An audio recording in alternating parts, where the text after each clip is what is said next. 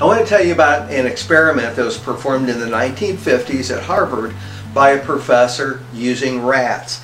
These rats were raised in a lab, and he took a bucket of water, put a rat in it, and let it swim around and saw how long it could swim before drowning.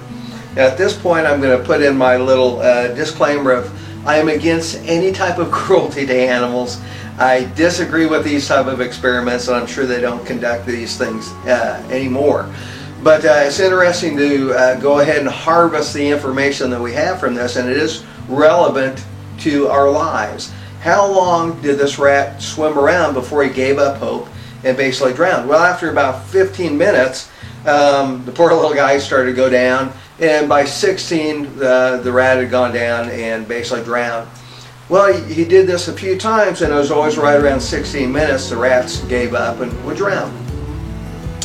Now, he took a second group of rats, and now that he had kind of a baseline of 16 minutes, and after 16 minutes of swimming, when the rat would go underwater, he reached in, pulled the rat out, dried it off, and gave it a few minutes rest, then put it back in the bucket.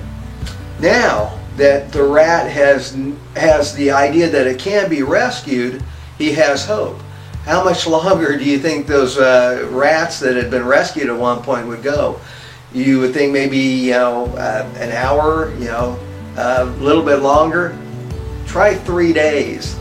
The rats that had been rescued and put back in would swim for over 60 hours because they had hope.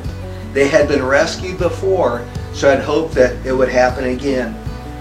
I believe hope is the most powerful word in the English language, so much so that we need to understand those things that are truly important to us and produce hope.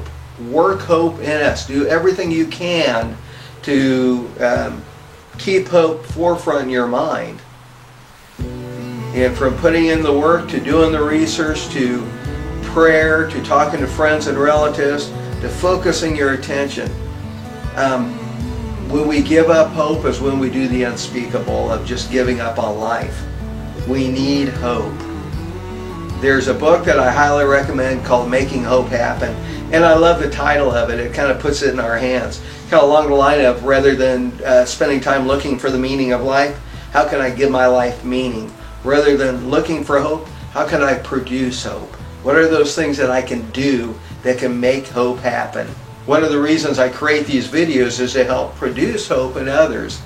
Again, the good things in life happen by purpose, bad by neglect.